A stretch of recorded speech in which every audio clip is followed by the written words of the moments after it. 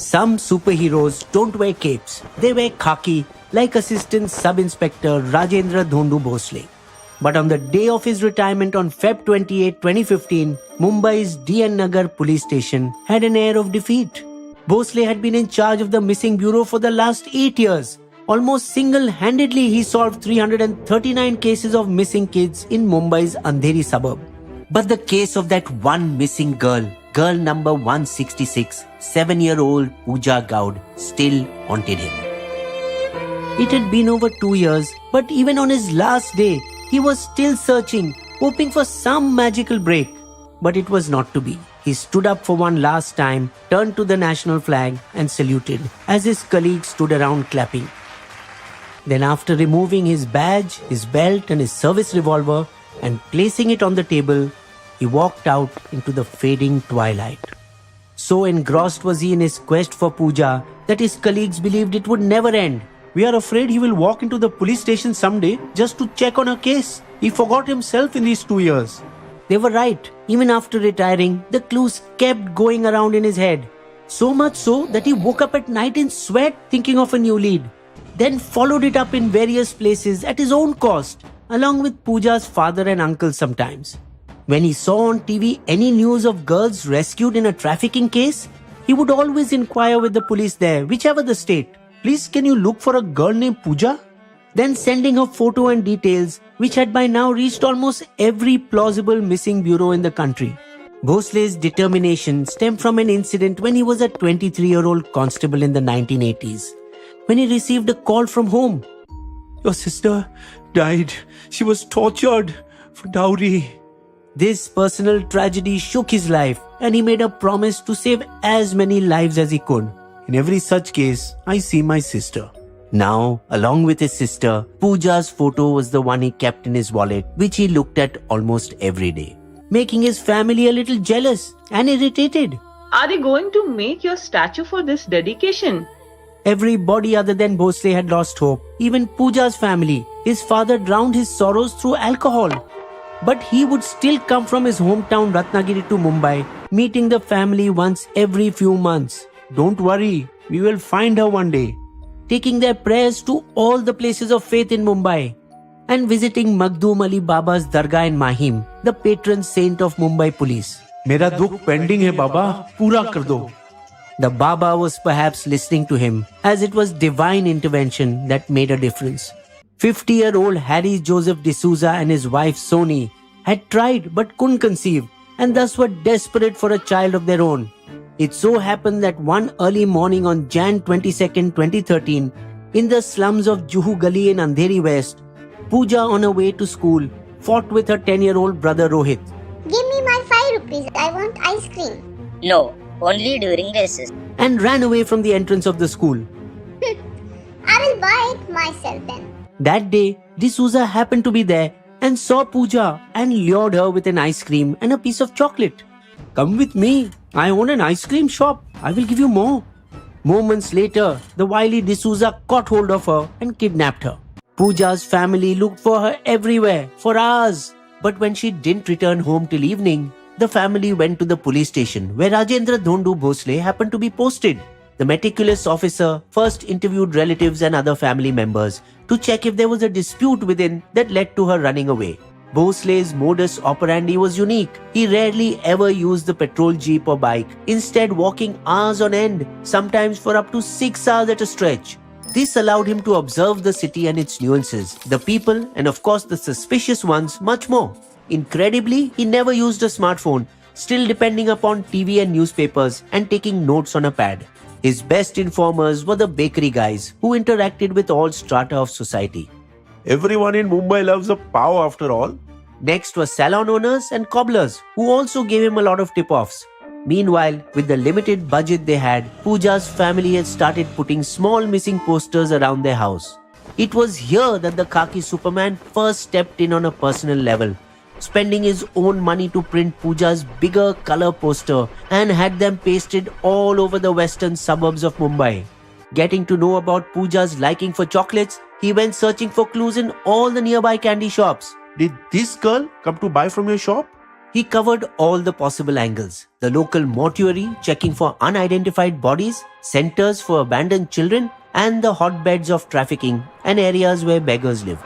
And though he didn't get a single definitive clue for months, he shrugged off all the wariness and kept moving ahead. Once, while in an auto rickshaw, he heard a huge noise of throbbing drum beats. Bhaiya, stop the rickshaw immediately. He quickly got off and ran towards the crowd that was dancing to the dhol beats, and looked at faces of dancing kids in the hope that one of them might be Puja. Dejected, he would go and sit at the same spot from where she was kidnapped and try to see the world from Puja's level. What would a 7-year-old do if refused a 5 rupee note? Persevering all through this, he never missed his usual bandobast duty during events. He went everywhere personally, never passing the buck. Sir, should I go and check this lead in Puja's case? No, I'll go. And though the case was widely covered by newspapers, websites, and TV, nothing came out of it. In fact, another case of a missing 4-year-old girl got solved through Puja's now thick file of 2 years, but not of Puja. Little did Bosley know that in these 2 years, the kidnappers first took her to Haji Malang Dargah, atop a hill in Kalyan on the outskirts of Mumbai for a few days, and threatened her. We will roll you down the hill if you tell anyone. Then took her to a relative's place in Goa for 3 to 4 months, in Virar for another 2 months, then ironically brought her back to Gilbert Hill area that was just a stone's throw, 500 meters away from Puja's original home. By then, the kidnapper couple had developed an affectionate relationship with Puja and didn't expect her to run away.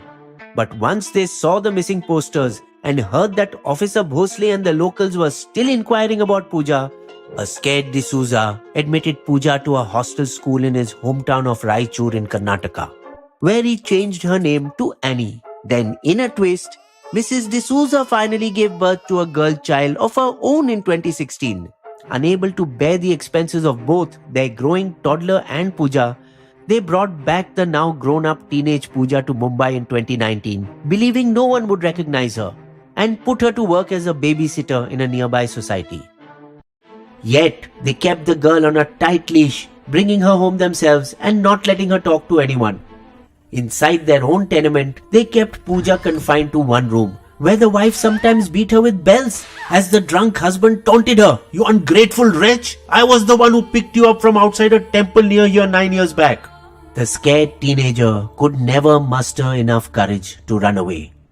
But fate finally took a turn for the better in July 2022 when Puja started building a bond with the new domestic help in the apartment she was working in. Tell me about yourself.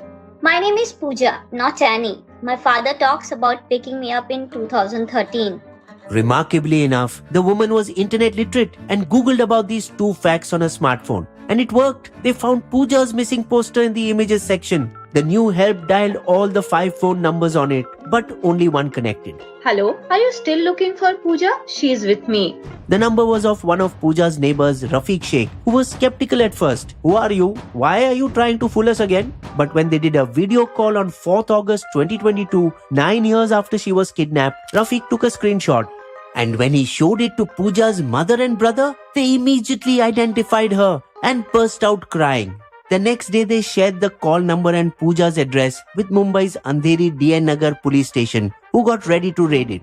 Puja, listen carefully. The police instructed her at what time she should come down. And as instructed, Puja came down on the pretext of taking the toddler child of the kidnappers for a walk. As she stepped out on the road just after 8 p.m., a police jeep stopped right in front of her, and the constables rushed upstairs to nab the accused, while the mother ran to hug her daughter, breaking down inconsolably. D'Souza was arrested, but the wife was allowed to remain with her daughter till a caretaker for their 6-year-old was found, lest she too ended up like Puja. At the time that Puja was found, Bosley was with relatives when someone from the police station called him. Congratulations, sir. We found girl number 166, Puja Gaur. Highly overwhelmed and unable to grasp the news, he rang up the senior inspector to confirm it. It's true, Bosley. You tried 99% of the possibilities. The 1% is God's blessing. And then he rang up Puja's mother. मेरी पूजा मिल गई. मेरी पूजा भी मिल गई. His joy was beyond bounds as he hugged his wife and gave her a kiss on the cheek, the first time ever in public. It took 9 long years before Bosley got closure, but now he could finally enjoy his retirement in peace. Humanity doesn't retire, professions do. According to Bachpan Bachao Andolan, Missing Children of India, an estimated 96,000 children go missing each year. Half are never reunited with their families. Puja was among the lucky ones. A majority of kidnapped children are either maimed, turned into beggars, become victims of organ trade, while the prettier girls are sold into prostitution or sent to Gulf countries as servants or sex slaves. Bisbo's Limerick.